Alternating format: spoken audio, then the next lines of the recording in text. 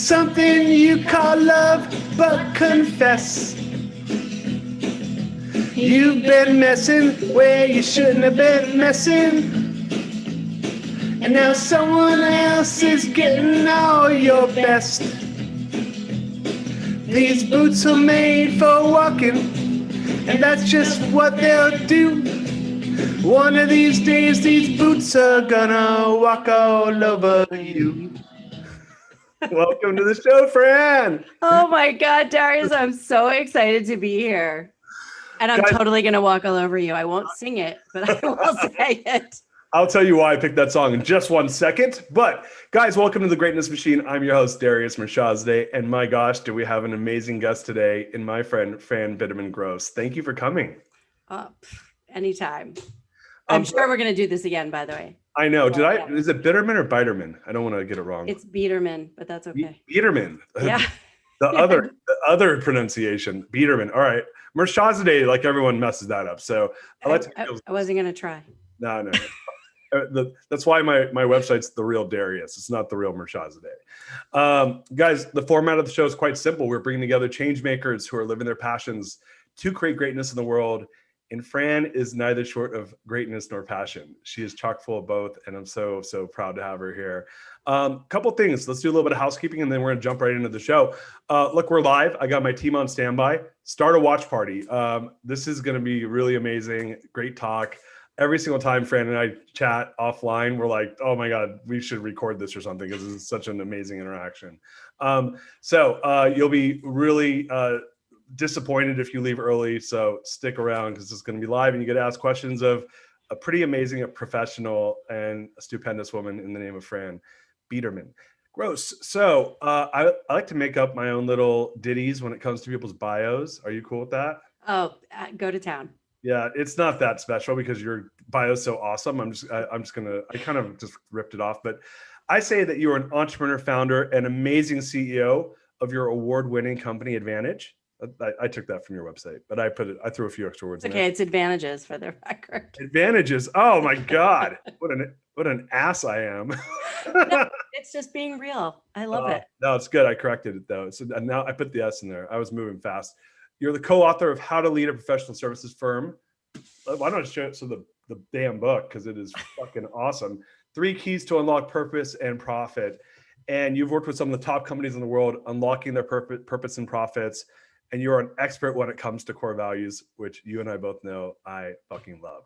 So, yeah. Yeah. Wait a minute. One back at you. Gee, do you love core values? Really? Oh, I didn't know that. Okay. Okay. Yeah. Okay. Like a book baby. Fran, just don't give birth to yours just before a pandemic. That's all I can tell you. I know. Mine's like coming like around the bend. So how are you doing, my dear? I am fantastic today because I'm here with you. And, core values are really kind of like my favorite topic. So yeah. This is like core value sexy time. We're like talking like you and I both have like a major lust for the core values. So we're going to get deep into that. So look, the reason I picked, I was like, dude, you're like this badass New Yorker. And whenever I think of that Sinatra song, I'm like, dude, this is like I was like some badass New Yorker girl. Like the song this would be my theme song. So yeah, that's why I picked that song. You're just such a badass. Oh, thanks, Darius. I'm really just Fran, but trust me, my family thinks I'm literally just Fran, but that's okay. I'll believe it when I see it. So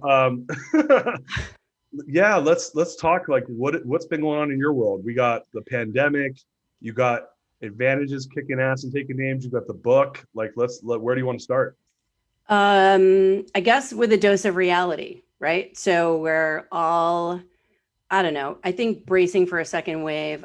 Look, here's what's constant: change, period. Sure. So we have to just be agile enough to figure out how we can be steady with a true north to lead through the constant changing landscape.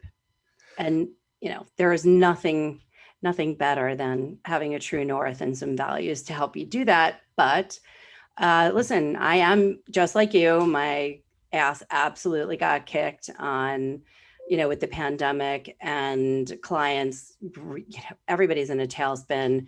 I will say that for those who have gone through this, I'm going to say grief period, right? There's just a couple of, there's a process to grief. Everybody goes through it slightly differently, but you've got all the components. Once you're kind of through it and you can embrace where you're going, even if you don't know exactly where that is, you can be settled in an unsettled, landscape, which is really where I feel very confident and strong about our position into the wild west of the unknown. And that's, I would say that's where we are right now. So you look at you're an agency and your work, and I view you as a growth agency. I don't know if that's the way you see yourself, but Exactly. Okay, good. Because I think that there are branding and marketing agencies that are, coming in and I'm going to say this because, and I don't know if you feel the same way, but I think when you say the words like purpose and values, some people are like, and then there's the other constituents that eyes kind of glaze over a little and they think you're talking about culture and bullshit. And they don't, it's like, it's really weird because it's like, I'm like, you say it to me and I'm like, that's how you crush it. Right. Like that's how you grow like crazy and do it really well. And I'm really it's like adding massive amounts of steroids to the business when it's done well. So I always think I'm like, that's where you want to be. That's your centering for getting out of trouble. That's your centering for growing. That's your centering for fixing problems. So I guess my question for you is, being a growth agency and you're in New York too, right? So I know you're a worldwide business, but you're in New York, which means you're at the eye of the freaking storm which I don't know. I think God has a thing against New York where he just likes to fuck with New York a lot. That's just my guess. So I like to say that I actually said this yesterday in a different podcast live piece that, I'm really grateful that God has given me more lives than a cat. Although I really hope that this is the last time I go to zero and back. But we've risen from, dead by design, not because, not death by things you can't control. But I've, experienced some tremendous personal loss in my life in my earlier years. And I've just experienced it all from, I've just run the gamut. And, this pandemic, and I, like you, I went through the emotion of it, and there's no question there's a ground zero-ness.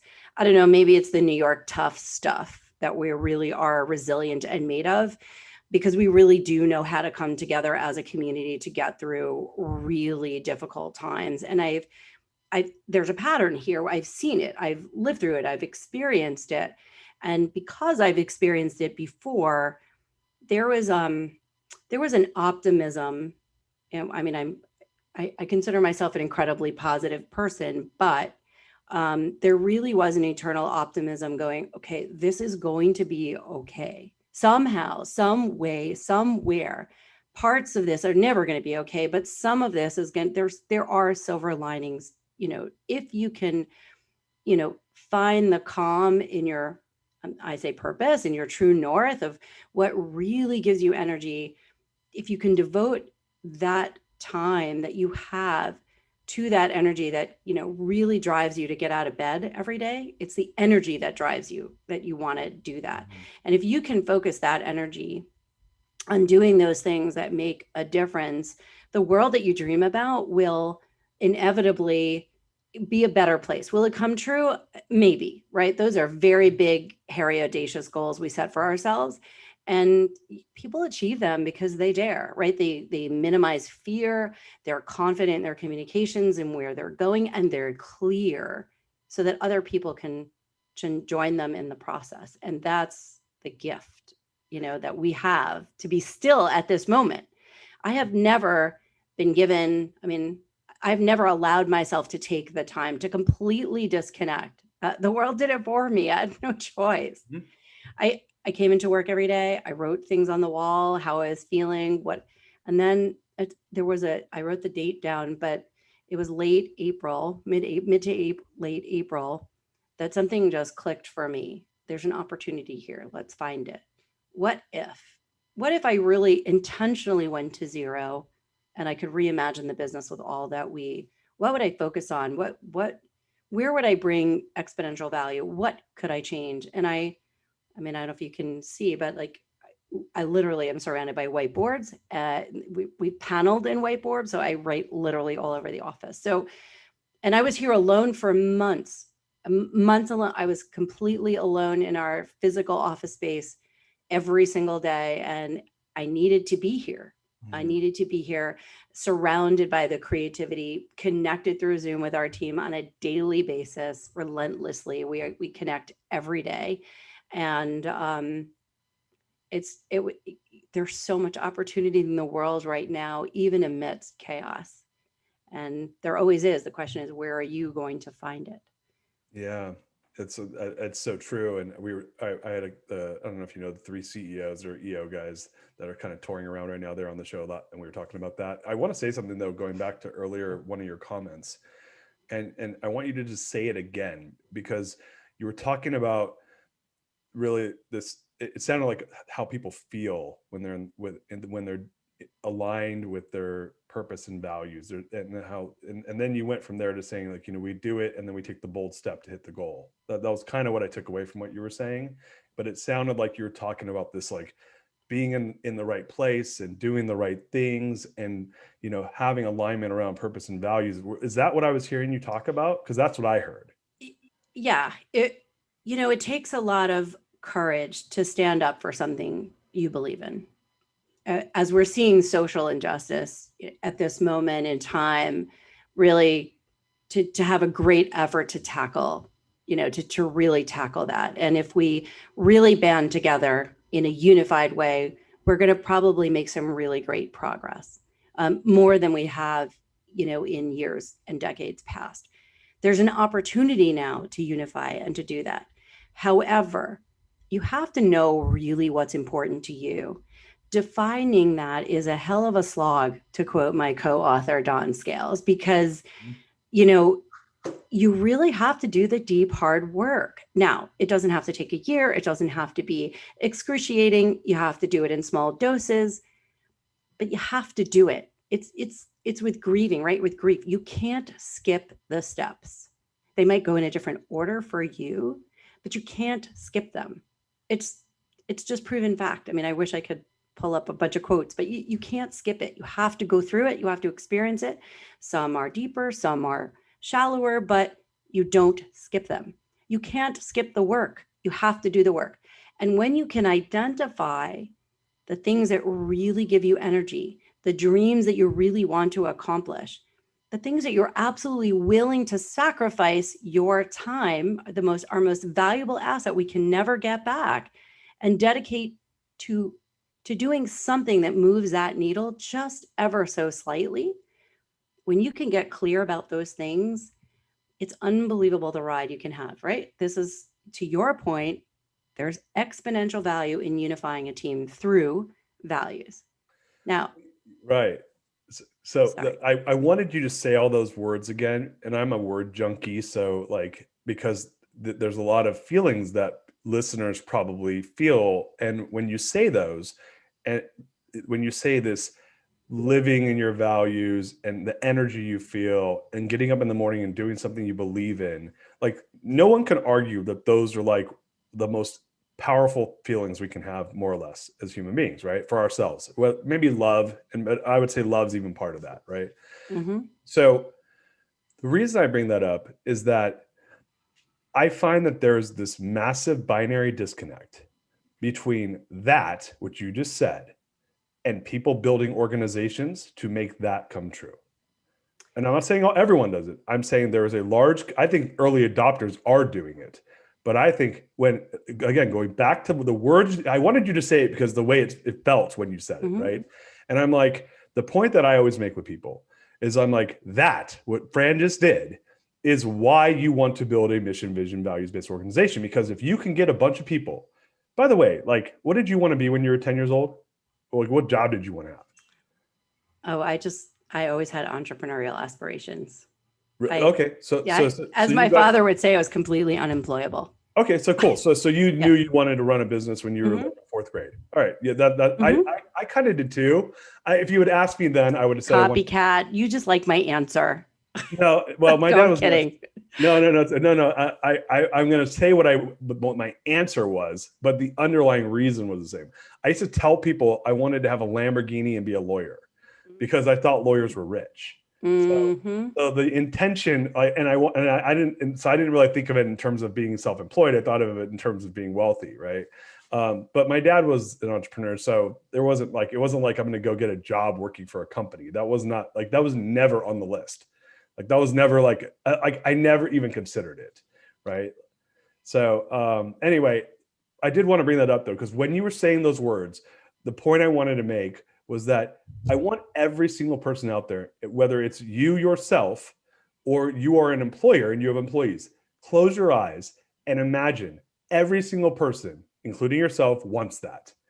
And we have this opportunity in business to create a magnet for that, for people to come be a part of. And that's where I'm like, that's where the growth and the juice is. Darius, I'm actually going to disagree with you. It makes a better show. But I'm gonna tell you, I disagree with you fundamentally that they should close their eyes and dream about it. I think it's really their responsibility to do it. Fair enough. Fair enough. Number one. Number two, not only is it their responsibility to themselves to live a more fulfilling life, etc., they have to deliver that for their teams. True. And if they can't do it with clarity, they're never going to get anywhere. Right. Last I checked, when you wanted to take a cross-country tour, you never got in the car with a half a tank of gas and said, I think I'll make a left here today. Like, I know where we're going. That's really in the distance and we'll get there. Yeah. But that's not clarity. That's not where we're going. Right. And the real big disconnect for me, and I challenge, and I have no problem with my LinkedIn blowing up and my Facebook blowing up with disagreements, because I will take every one of them on and I will answer every single question. Fundamentally, I truly believe that intellectually, people really understand what purpose is. Sure.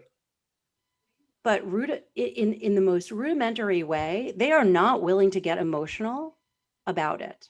And I challenge CEOs to do that, because it is not about this touchy-feely kumbaya, let's cry about it. This is about putting a stake in the ground and standing up for what you believe in. And taking the time to go through and do the deep, hard work to actually articulate it. And there are plenty of shortcuts that you don't have to spend years and books. And there's a million ways that there's some really, look, I know we do a great job of doing that, but there's some great people that can really take you through that process relatively quickly. And I'll tell you what, another fear that I say, and I challenge leaders and entrepreneurs as well on this, which is, it doesn't have to be perfect, right? To quote a very good friend of mine, I love Kim. She was the COO of Simon Sinek Inc. for, over 10 years.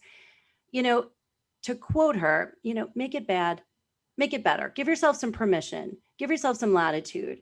And as we say, you just have to get the essence right.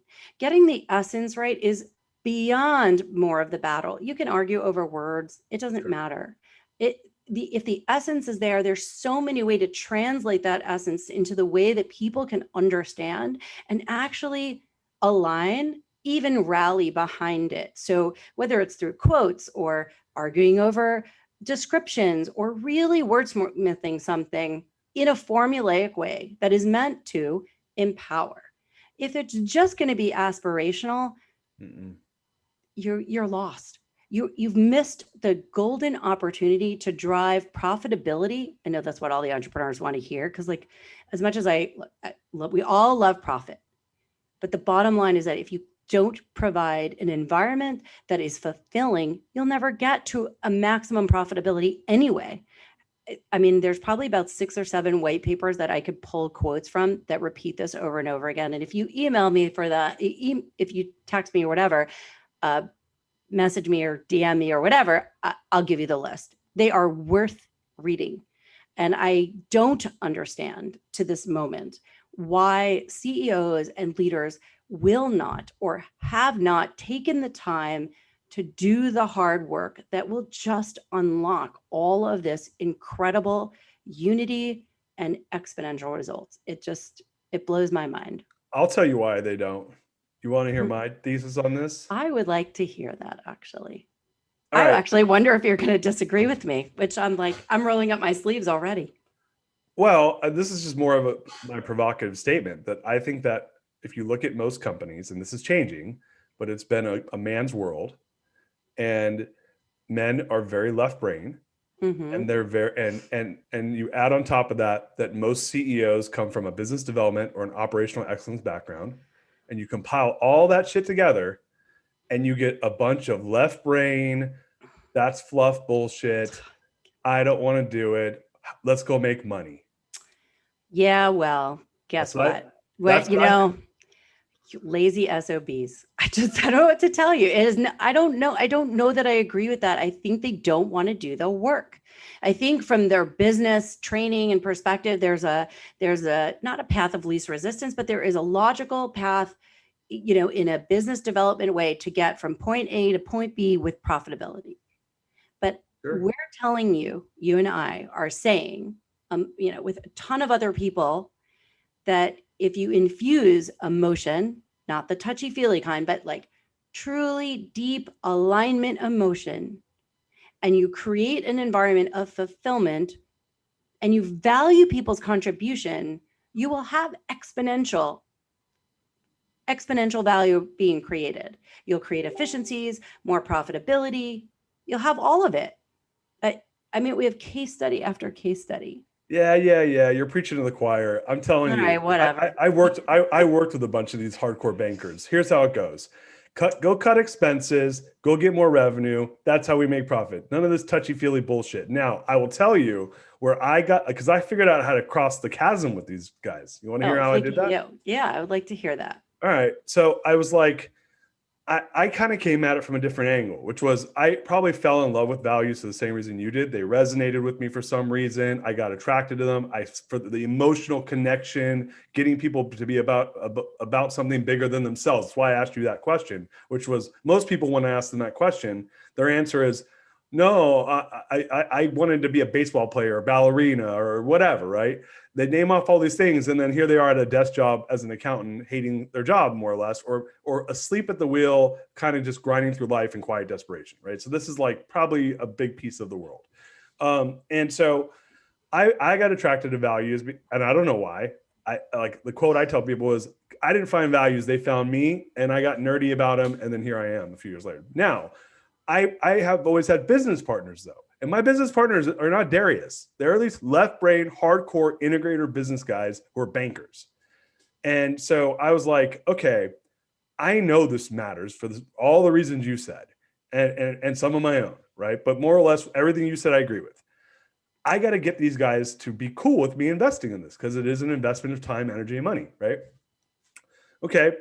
So I tell them I'm going to do this thing. And I'm doing it all on the cheap. I'm learning it. I'm DIYing it. And this is like, I became an expert at it, at least in my own mind, because I had to spend so much time doing it myself, because there's no way I was hiring Fran to come and do this in my company. Like my business partners would have said I was out of my fucking mind if I wanted to spend money on this stuff.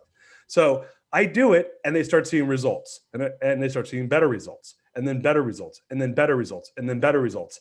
And then I was like, oh, wow, I really want to invest in this. So if I do that, I have to make it numerical. I need to show them numbers, like as if I'm going to show them the data. So I start pulling the Gallup data.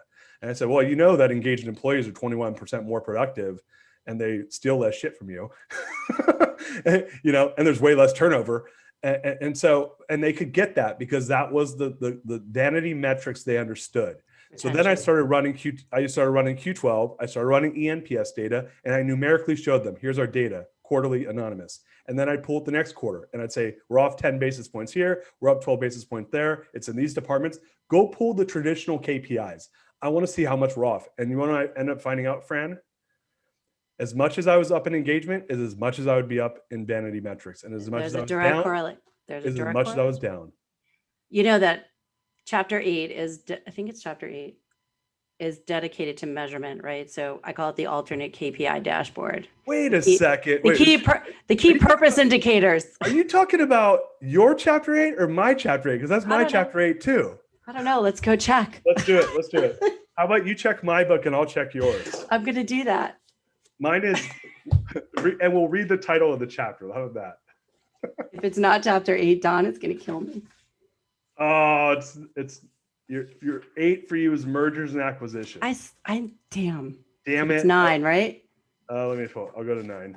Measure your purpose, 9. Now okay, so it's 9. Go to my 8. What's my 8? Your 8 is how to prove that core values are not just fluff. It's awesome. Yeah. So listen, what gets measured gets done, right? Yeah. You can't measure. If you don't measure it, you can't improve it, right? Peter Drucker. So we got a question from the crowd. What do you think is the key? Fran, what do you think is the key to finding your core values? And Darius, do you agree? Let's have fun. I like having Fran on my show. I get to have like the little battle. This is awesome, Fran. You were right. Okay, so before I answer that question, I have a total pet peeve with the title of your book. Can we talk about that? Yeah, let's do it. Okay.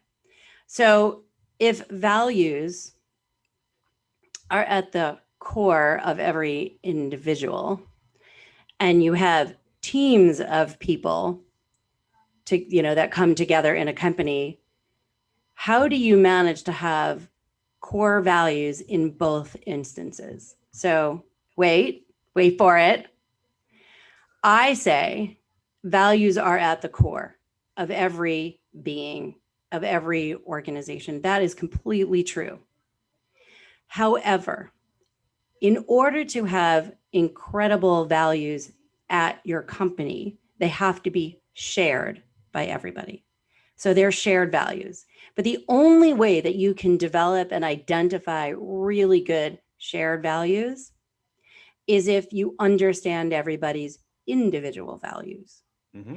Now, the leader of the company, the visionary of the company, is really the anchor to those shared values. So the key influencing team around that visionary is really they're going to complement and influence the visionary. But primarily, and you're going to see this, and we'll talk about Strength Finders in a second because you brought up Gallup already. I mean, they've got more data than pretty much anybody, but pretty much anybody. Let's just leave it at that. And they prove over and over and over again what they do is tried and true. So I love everything that Gallup does and stands for because they just are rudimentary in it. Put that aside for a second. Go back to the values piece.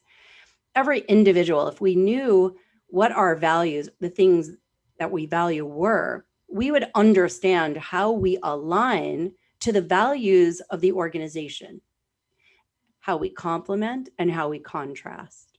And that is pivotal, right, to creating organized teams and maximizing efficiencies. Agreed. So my pet peeve is like the core value equation is great. I love it. I like the book a lot. You do incredible. You make it really easy for people to understand how to do this. However, for people to fundamentally understand how to come up with and who to include and why, your core values should be nothing but unchanging. So 5 years, 10 years, whatever. So even when the visionary changes, and we've seen companies, right, in Apple, right? We've seen tons of companies. We always default to Apple, but a bunch of others because it's just so well spoken about and so popular. But if the CEO doesn't, the incoming visionary, let's just leave the word CEO out. If the incoming visionary doesn't have a really strong alignment with the last, things will change. It's done. Yeah. So what you knew about the company before will not be able to continue in the same way. Agreed. But there are many instances of really aligned individuals that are passionate about their beliefs, maybe not in the touchy-feely passion kind of way, but are very strong. Again, it goes back to this sort of moral and ethical compass that is tied right back to your strengths. So there's a little cheat sheet that I'm giving you here that, should get you started on thinking about, what are you good at? What do people come to you for? What are your superpowers, right? I used to spend hours taking people through, tons of story recollection and questions I designed until I said, there's got to be a better way. And I'm going to say this was probably back in 2006, 7, 8. I really searched and vetted about 60 some odd assessments and really landed on Gallup. They have more data.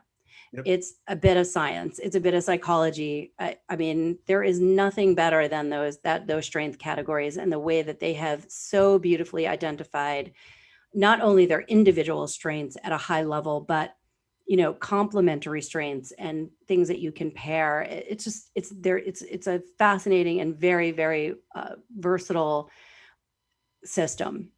I happen to use it for value definition as a very great shortcut for 45 minutes and 200 questions and about $20. Yeah. You can get some insight back to you that you could never spend that money anywhere. And that's a great, and by the way, it doesn't end there. You have to go a layer deeper. If you want, you can pair, you can understand, but there is a layer of a slog that you have to go through to pinpoint why you're in that category. Like, you have to do the work to go, peel back that onion to get to the center of goodness of that particular strength, and how you and I can have the same strength, but we demonstrate it very differently. And it's really important to understand what those differences are, because while we both might be positive people, I have a different sort of valuation of that, or an action about it, and you do too, but we appreciate and value what we each bring, and we share it. So when you have a company, an organizational set of values, they're shared. They have to be shared not only by the visionary has to share them out, and their key influencing team actually has to catch them and elevate them and share them out. And then you have to share them with your vendors. And then you have to share them with your customers. Because every time we have a conversation that's like, okay, tell me about your best customer. Why do they love you? Like, and if I'm talking to one of those left brain guys, I'll be like, why did they give you $10 million last year? Right. Or whatever. Like, yes, different conversations for different things, but we're getting to the emotion of it.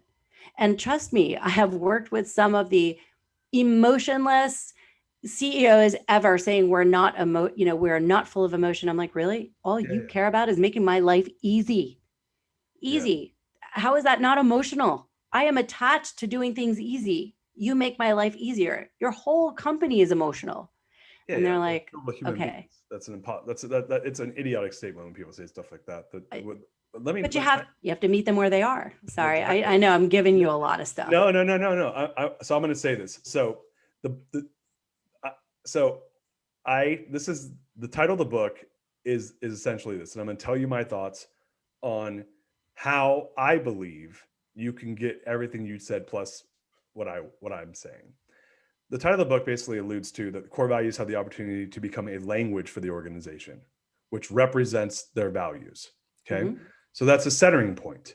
It's not static, it's fluid, it moves, but the values themselves need to be established, and they need to become a asset that is like a fixture. I call it the 100-year rule in my book. Like 100 years from now, they need to be just as relevant as they are now. It needs to go deep enough, and you need to peel the onion back enough.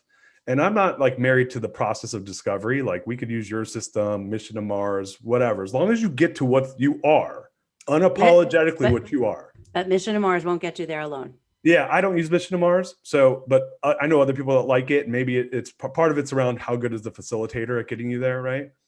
For sure, because they're always going to pull things deeper, right? Exactly. So, when you Google core values exercise, I dare to know how many hundreds of thousands of exercises there actually are.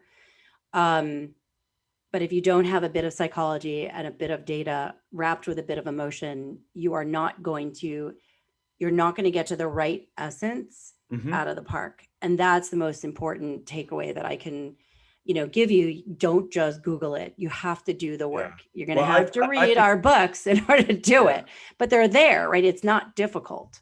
I actually think unless you really, really have a strong EQ and you have a really great awareness and you can detach yourself from the process, it's a mistake not to bring in somebody who's unbiased, who really knows how to dig. So I always tell people you should do that. I have a course that we help people get there that I'm launching, but I will say, and that's probably for smaller businesses, is not for big business. Big business, you're an idiot if you don't bring somebody in that really knows what the hell they're doing. So the discovery part, I'm actually pretty agnostic as long as they know what the hell they're doing and get you to what you are unapologetically at your core. Because, exactly. and the key word there is unapologetically, because if someone shows up and it's different than what you say you are, it's like dating someone and they say they are something and they're not. Like you're like, whoa, man. Like your stomach feels it, your body feels it, your brain feels it. You go, I don't think I want to go as deep with this person. You might have a few fun and games and mess around or whatever, but I'm not fucking marrying that person unless you're an idiot, right? So, and there are idiots out there, don't get me wrong. So the book says the core values, the equation essentially is that if you follow it, it can become the language of the organization. Now, going to what you're saying, which is individuals have core values. And in the book, I have a quote, which is a friend of mine, Summer Thoman, taught me, which is companies don't have core values, people have core values. And now we could argue that a company is a person, a legal person, but it is an organism of people that come together and form this common set of values. And it starts from the top. What is the leadership? To your point, the anchor values and those tertiary values, those all kind of come together based on time, place, culturally, what's happening in the world, into some set of values that people say, this is what we are, right? So what I do, and this is my strongest belief, if you really want people to connect, is vet for value fit, right?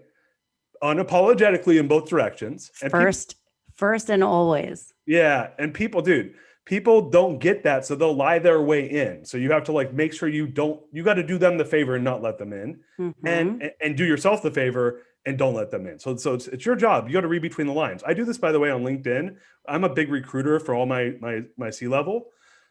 It's not about what they have on their resume. It's about what they don't have on their resume that they're hiding from me. That's how I look at this. When I'm recruiting, it's what are they not telling me that I want to know?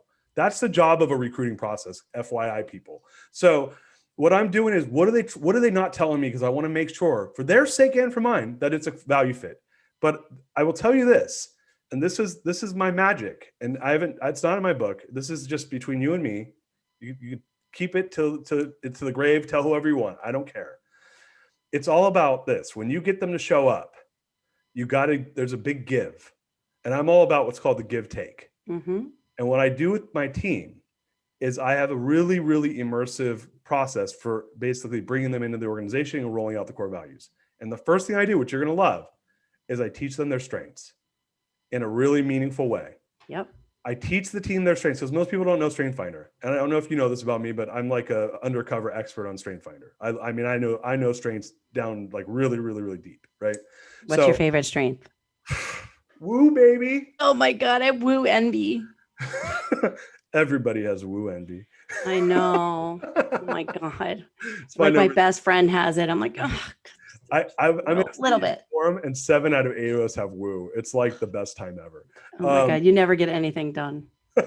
We just love on each other. No, but I teach them their strengths, and then I teach them their values. I have them go through a values exercise. And part of, because we've done the homework up front, part of the recruiting process is talking heavily about their values, and they don't know their values necessarily perfectly, but it's having a meaningful conversation about it. But it's really talking about our values and being unapologetic and saying, we don't want you here if this doesn't sound amazing to you. We really don't want you here because you're going to quit or we're going to fire you. And I use language like that.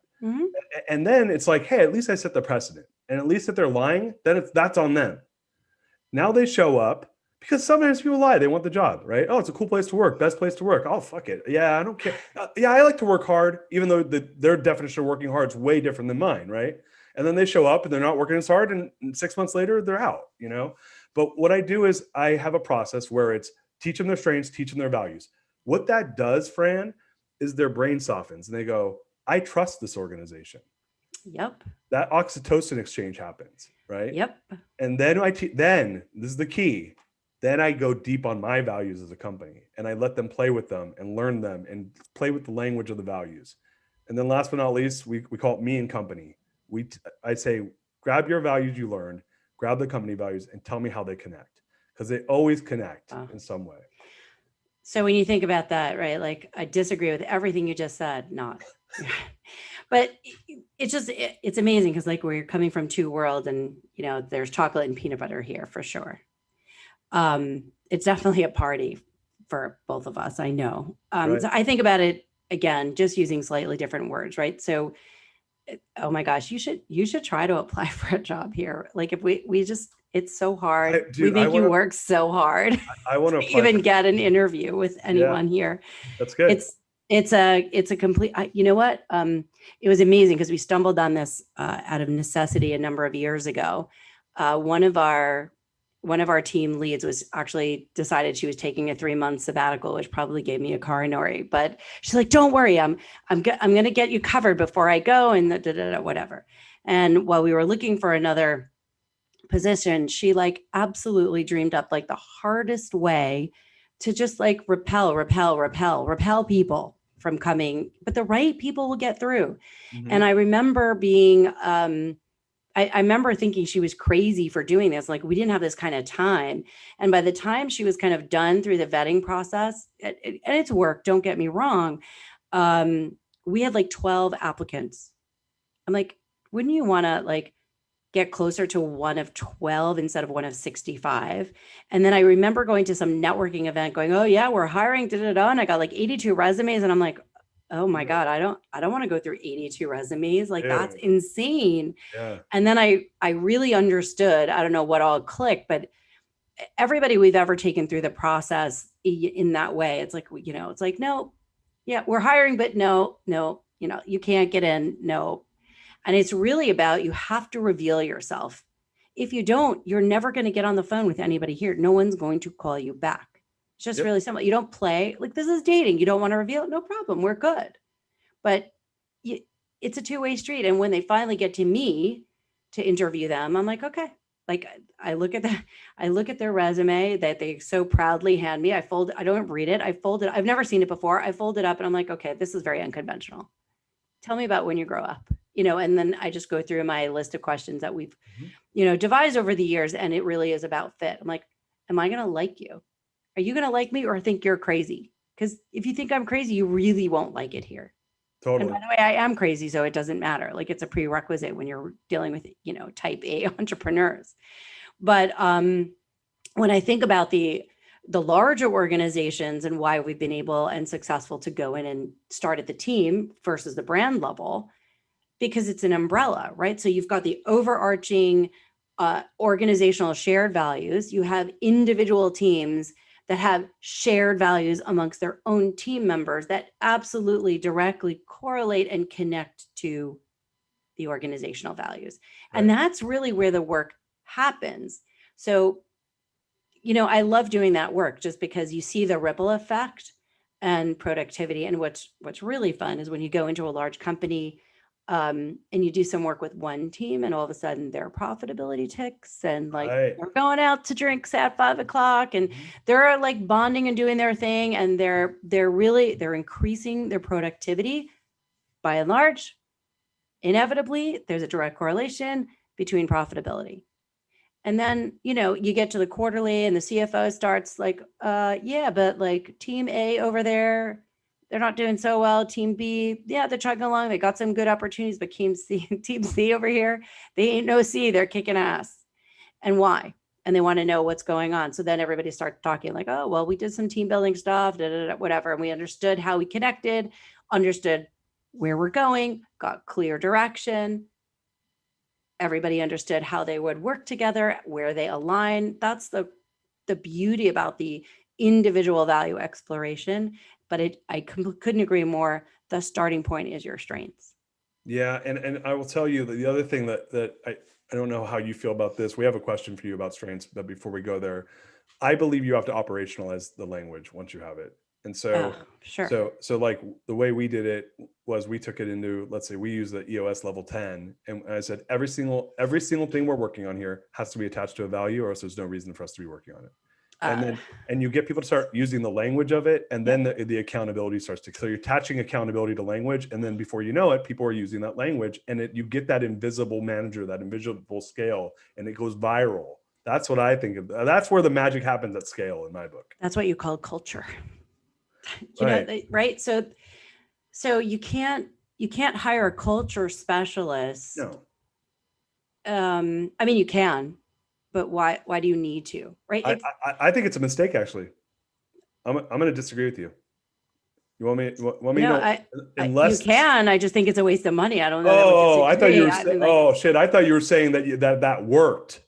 With a culture person. No. Like, what do you mean you're fucking hiring culture? No, it only works. And there's only one or two firms that I've seen that really focus on values, and that's how they elevate it. So that's the right direction. Sure. But listen, don't get confused. Amplifier. Corporate responsibility, corporate CSR, corporate social responsibility has nothing to do with your values. No. Listen, I love the SDGs, the UN, the 17. Oh my gosh, why am I blanking right now? I know what you're talking about.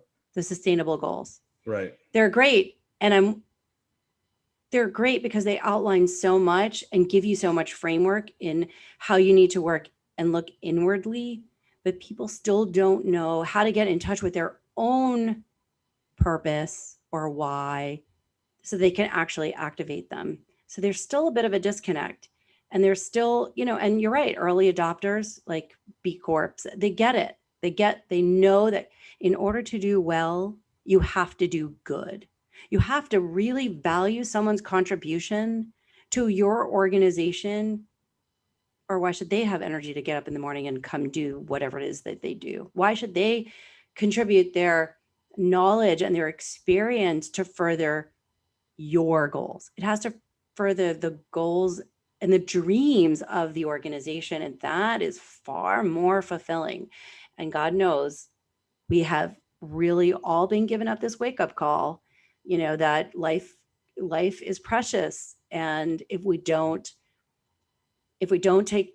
appreciate what we have in a way that we have it, we have an opportunity, unfortunately, to lose it relatively quickly, which is why there's so much, preventative everything when it comes to the pandemic, and why we're trying to be safe. And, Zoom, oh my God, I've been Zooming for 6 years, and everybody's like, it's an action. It just became like bounty paper towel, Band-Aids. Yeah. We're Zooming, right? We've been FaceTiming forever, but yet Zoom has now the way. So we have to now adapt to this.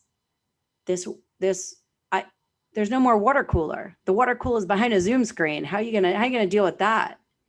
I think there's going to be a big pushback to people going back in the offices to a certain degree. Yeah, I don't think it'll ever go back the same way. But I agree. There is tremendous value in interpersonal relationships, and energy, and there's so much value to being in person, obviously safely. But you absolutely can have an intimate conversation over Zoom. You can have an interactive conversation over Zoom, as everyone is struggling, right, to put a symposium online and put a conference online, and and find really different, interesting ways to network online with people you don't know. But if you lean into it, we'll defy. We're going to work with what we have. If we can't meet in person, we're going to find a way. It's the next best thing. I don't disagree with that. I mean, listen, I would love to be hanging out with you with I don't know, something over ice, but it's, here I got a glass. Yeah. Fran, it'll happen, because I love New York, and we'll get to hang out in person. I have no doubt. I have absolutely no doubt. But going back to core values, because I got really off on a tangent there. No, it's all good. They're really just like, if you would just, I'll give you a second bit of value, right? So to your point, we're a growth agency completely focused on growth.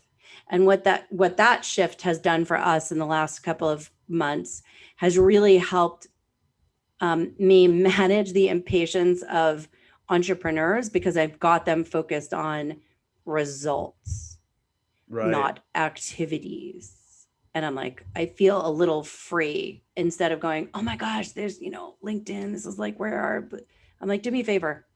You don't really care how I deliver this, right? Here's the metrics. Here's the KPIs. Here's what you want us to do. We're going to help you grow. We're going to find new markets. We're going to help you define new opportunities. Do you really care how we do it? Do you really, really care? Like, don't you have better things to do? And honestly, that complete approach, our services didn't really change. We're just actually speaking about them incredibly differently. And the focus is really on the end game. Not, it's what we're able to achieve versus how we got there. And there's so much less. It's funny, there's so much less pressure because I don't have to educate. Because God knows these, smaller entrepreneurs, and I don't mean they're small, but they're very involved. And we all are guilty of wanting to be part of, the creative attraction, because it's sexy. Right. But what's really cool about your values is that to me, they're a marketing picking ground. If you have clear values, clear shared values, remember, you're aligning your team. If you're really advanced, you start vetting your vendors the same way. And if you really examine who your favorite customers and clients really are, I guarantee you, if you look for the alignment in your values, you're going to find it. So for me, it's the gold mine, right? It's such a natural, reverse engineer to talk about, use values as the absolutely underpinning for all of your communications to attract the right people to you. Totally. So, now we just have to get really creative about it and how we can stand out, et cetera, whatever. But when you think about, it's like, okay, you wrote a book on core values. I own an agency. I wrote a book on, how to lead a values-based professional services firm. Like, okay, that's leadership. Why? Because it's the leader's responsibility to actually uncover and activate and infuse all of those things. So you have to put all of these things together. It's your responsibility, and you will have far more richer conversations with your CMO or your marketing director or your agency, trying to focus on attracting the people that are most like you and where these personas actually live and where they play and where they communicate. That'll be far more valuable for you as a leader. So it's, I just keep going, if you just have the really good, clear values, they will jump off the walls. They will live in the organization as a living, breathing thing. Yeah, I say they become the air, the oxygen in the air of the organization. And I'll tell you one thing I found, which was, again, this is coming from mortgage banking, mortgage servicing and mortgage banking, like literally the least sexy, sorry, mortgage people, you're in the least sexy industry in the whole world. Like, how many times I've told people I'm in the mortgage business and I watch the disappointment drip out of their eyes. And unless you're Robert Wagnon, he's really cool. I love him. Go ahead. Yeah.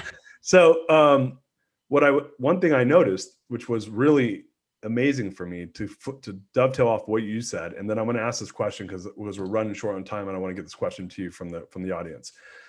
I found that when I was effectively able to make the core values come to life, and for me, I know they've come to life when they become the language of the organization. That's when I'm like, okay, we're there. Now you got to maintain it, but like you hear people using it. There's language. It's in interactions. There's a lot of ways that in my book, and I'm sure in your book, you talk about these different ways to like make them come to life.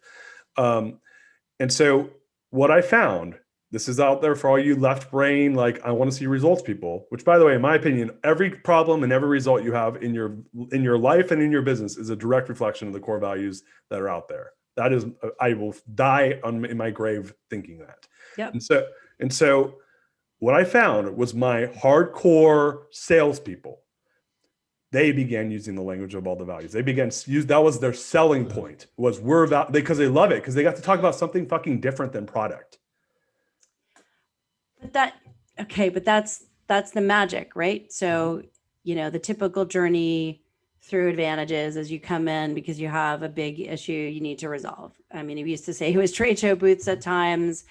Listen, right now we're living in a digital world. There's not one client that we're not revamping, re-energizing, re-shifting strategy and market opportunity through their website, right? Because it literally is your brick and mortar in the sky. Right. And, once we adjust that and fix that to align with the language, align with the values, so that again, you're not speaking to them in an inside out kind of way. Hey, we sell this and it's better, cheaper, faster. And by the way, we believe in this. You're going like, here's what we believe in, and here's why we're different. And this, by the way, this is what we make or sell or do. Right. So it's a whole different piece. Of course it is, because you're learning to speak from the inside out. You're learning to speak starting with purpose and starting with your why. And that is critical to attracting and repelling, right? So people buy from people they like and earn trust. Now, I'm not talking about small transactions, but bigger transactions. They still buy from people, right? I'm like, oh my gosh, I wish we're going to have to do a part 2 on this one. But let's just plan on a part 2, because I'm like, we're like halfway through this conversation. I feel like we're rushing through the end. So why I don't want to do it. Part 2, so we don't need to like get too stuck here. Is that cool? It's not what you sell, it's what you stand for. That's really the bottom line. I mean, it's really true. And it's exactly what's happens. We start with a website, we go back into, and this is how we got to the leadership component, like proving that that the book was really needed to happen. But the CEO would go, you really helped us with the website. And now we've got more engagement. And but there's a disconnect between my sales team. Could you make them a new sales kit, right? We're an agency, go make them something. And I'm like, no, what you're really asking me to do is to actually align them to the values, which really are your differentiating value properties. You can't get more marketing speak than that. Your values are exactly what make you different. Right. That's how your delivery, you're different. So let's exploit that. Let's use that. Let's put it out in the world, stand up for it, and repel all the stuff that doesn't work. So stay tuned for part 2. Part 2. And I'm going to end on this because there's a question I want to ask you, but I think we're running out of time here. So just tell me yes or no if you agree with this, and then we can, and then we'll save it for part 2. There's a question though, Fran, what strains do you have on the Gallup test? Do you know, what are your top 5 strains? Oh gosh, can you guess them? Because you're so ingrained in them. It's come on. I learned though, your top 10 really show up, like obviously. I actually think is communication in your top 5. Yep, that's one down, 4 to go. Keep going. Relator? Nope. Competition? Yep. This. That's 2. Keep going. Go for one more. Strategic? Oh shit. Okay. But I do have significance. So it's kind of bigger. Significance in your top 5? Oh, it's like the kiss of death. Pretty much. That's I gotta send you presents, tell you how amazing you are all the time. That'll be easy. You do have it. I should have known. I didn't. Significance. And last one, positivity. Oh, I love your strains, but it's hard to guess top 5. I can always guess top 10 though. I like doing the top 17 for people, but top 10 says a hell of a lot about what people are. Well, that as you achieve greatness and as your life experience, adds to your richness, whether it be traumatic for good reasons or bad, when you have true milestones, you tend to hone your strengths. So they tend to fluctuate a little bit. Right. I actually don't encourage people to take their 35, 34, 35. Oh gosh, Gallup will kill me. 34. Because it's not about focusing on all of that. It's really just honing in the pieces. And I'm very attached to mine. And I know that it's very possible Relator is just under the cusp of that. And there's a few that really constantly show up. But like I said, there's 4 categories. There's deeper pairings, which is why you'll go Relator, significance. Like there's, competition and achiever. There's a lot of pairings, and it's fundamental goodness. What are your 2 dominant themes in your top 10, top 17? Do you know, like I'm influencer, strategic. Like I got 7. I got influencer and strategic. Is that what you have too? Yeah. That's why we love each other. Yeah. We get it. Yeah. We change the world through core values. Yeah. 13 of my top 17 are other strategic or influencers. It's insane. I have one execution strength in my top 10 and it's achiever. That's it. And it's my number one. And it riles competition every day. It's unbelievable. Yeah, competition's like number 7. It's still up there for me, but it's I temper it. It's like number 8. It like digs at me, but I'm like, hey, calm down, bud. I'm good. I know, but it doesn't even matter. Like, the numbers don't matter, right? It's just where you elevate and, watching. That's why I say the top 5 are really all you need. Everything else will fight to get there. Yeah, I like them because I can like really understand someone when I read them. Mm-hmm. And so for me, it's more of like a management tool where if I have to manage someone or work with someone, I'm like, dude, I really want to understand what makes them tick so I can have a better relationship with them. Hey, there is an incredibly valuable opportunity to look at strength and strength finders coaches to really manage teams in a big way. They do a lot of phenomenal work through the sort of team coaching, avenue, and their stuff is great. So yeah, they do absolutely utilize all 34, at least the top 15, when you're putting teams together or trying to understand the nuances, especially in larger companies. So I don't poo-poo it in any way. I'm very close to a number of, really higher ups, if you will, and very influential, doers in the decision-making process of, I don't know, do all things strengths and doing great things at work at Gallup. Mm-hmm. Just proving out the white paper for them, going from morals and ethics to strengths to values, it was kind of mind-blowing when I, really approached them when they started doing their summit, and then spoke there and did a bunch of stuff and keep talking to them. And it's great. I want you to make intros for me with them. I can do that. I'm going to leverage you on that one. No problem. I know you got to run. And so, well, the one question I was going to ask you, and this is not like, we just have so much more to talk about. So we're going to have a part 2, but I have made a proclamation and I just want to hear your 2 cents on it. And then I'd love for you to tell everyone where they can find you, and then we'll get it wrapped up. My proclamation is that I believe by 2030, mission, vision, and value-based organizations will win in every single category that they're in, and they will kick the competition's ass, like without question. Why by 2030? Yes, that's the best answer of the day. Fran, what a treat. I love having you on this. This is so fun. Listen, Darius, we have a lot of things to do together in the future. I'm sure my competition is completely activated on our core values workshop. It's the number one, I don't know, it's the number one product that absolutely gives me complete joy watching people in a room.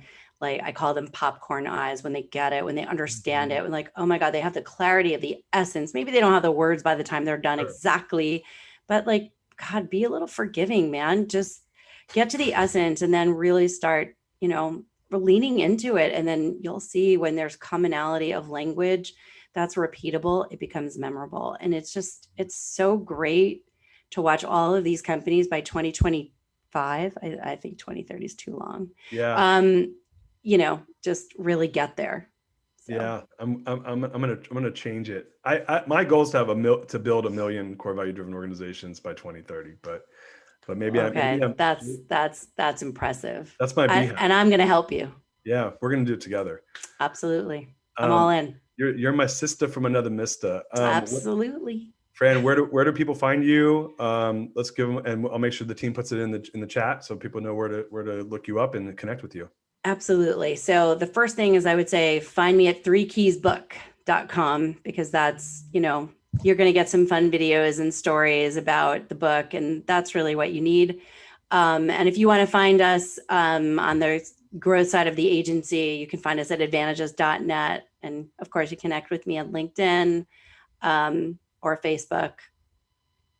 All right. I'm on TikTok too, but like, that's just like stalking. Hey, listen, I'm on TikTok. You can check I got some good stuff on there. I have a 12-year-old that's killing me. But my 10-year-old was pumped that he saw me get on TikTok. But it's not the real Darius. I call it the Darius Show. That's fair enough. It's a whole other version. You know what's funny is it's not really. Well, it's a whole other version of yourself. And as I would suspect, you are true to who you are. And therefore, you are exactly where you need to be, exactly the way you need to be at all times. I'm with you. I'm with you, honey. You are such a. I'm so grateful to have you on the show and to get to know you. And by the way, we became friends because of COVID. If COVID didn't Uh, happen, I wouldn't have been gone crazy on my book launch, which wouldn't have meant I wouldn't have asked a friend of ours, Karen, to make an intro to you, and then I wouldn't have stopped. so I was actually going to say Mary Ellen. I don't know. Oh, Mary Evelyn is the one. Did I say Mary Ellen? I didn't sorry. mean to do that. So Mary Evelyn is absolutely our matchmaker here, and I wanted to give her a shout out and say, God, does she know me so well? And I love her, and thank you for thinking of me and connecting me with Darius, So, because so I the world is going to be greater for it. I didn't tell you, Karen Saints was the first person that told me your name, and Mary Evelyn was the second person, and she's in my forum, and that's you're very right. Mary Evelyn, I owe you a big hug when I see you. Um, Oh, guys, I'm so sad that the hour's up, but Fran's got to go, and we got to wrap it up on our side. Guys, we got one more show today. Join us this afternoon. Can't wait. I don't know if it can get better than this. This is like amazing. But yeah, follow me at The Real Darius M on Facebook to watch the shows. Follow, like, all those things so that it shows up in your feed. Number one. Number two, you go to The Real Darius on the YouTube channel. The Core Value Equation, September 15th, we come out. Thanks, honey. And last but not least, therealdarius.com for all the social schmaggity, and you can sign up there and we send updates through there. So guys, we'll see you later. Thank you so much, Fran. Big hugs. Peace.